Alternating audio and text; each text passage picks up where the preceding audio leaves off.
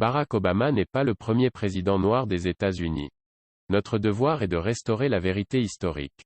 Le premier président des États-Unis d'Amérique était-il un noir? George Washington n'était pas en réalité le premier président des États-Unis.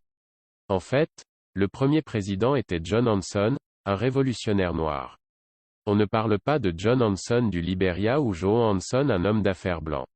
N'allez pas vérifier l'encyclopédie pour le nom de ce type, il est un de ces grands hommes qui sont perdus dans l'histoire.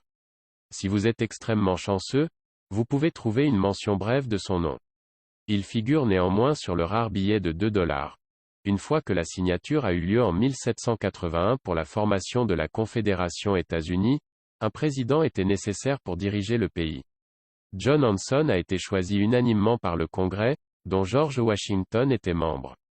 En fait, tous les candidats potentiels ont refusé de postuler contre lui, comme il était un acteur important de la Révolution et un membre très influent du Congrès. En tant que premier président, Hanson avait tout à fait du pain sur la planche. Personne n'avait jamais été président et le rôle a été mal défini. Ses actions ont posé le jalon pour le renforcement de l'autorité des futurs présidents. Il est entré en fonction tout juste quand la guerre révolutionnaire est finie. Presque immédiatement, les troupes ont exigé d'être payées.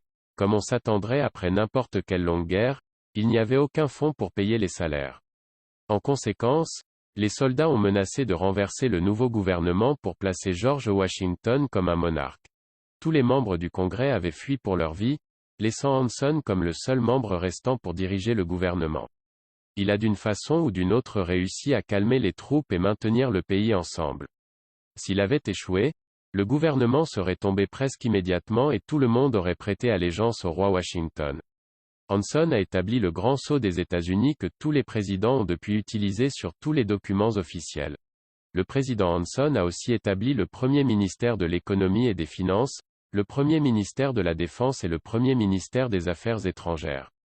Les articles de la Confédération ont seulement permis à un président de servir un mandat d'une année durant tous les 3 ans, donc Hanson a en réalité accompli pas mal de choses dans si peu de temps.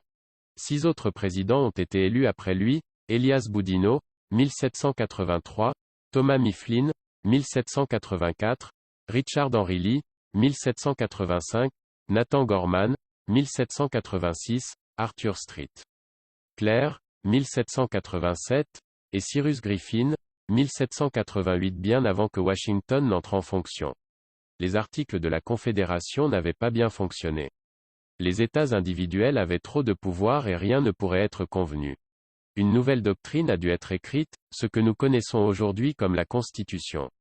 George Washington était le premier président des États-Unis sous la nouvelle Constitution qui est encore suivie jusqu'aujourd'hui. Et les 7 premiers présidents sont oubliés par l'histoire.